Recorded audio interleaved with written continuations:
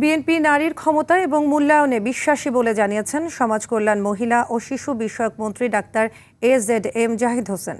সকালে রাজধানীর শিল্পকলা একাডেমিতে আন্তর্জাতিক নারী দিবস উপলক্ষে জাসাস আয়োজিত আলোচনা সভায় একথা বলেন তিনি। ডাক্তার জাহিদ হোসেন বলেন, বিএনপি একমাত্র দল যারা নারীর ক্ষমতায়নে সবসময় কাজ করেছে।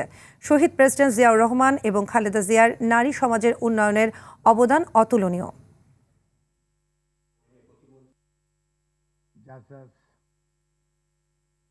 এই দেশে আপনার ভালো ভালো যত জিনিস আছে প্রত্যেকটার পিছনেই হয় শহীদ জিয়াউর রহমান অথবা বেগম খালেদা জিয়া আর বাংলাদেশ জাতীয়তাবাদী দল।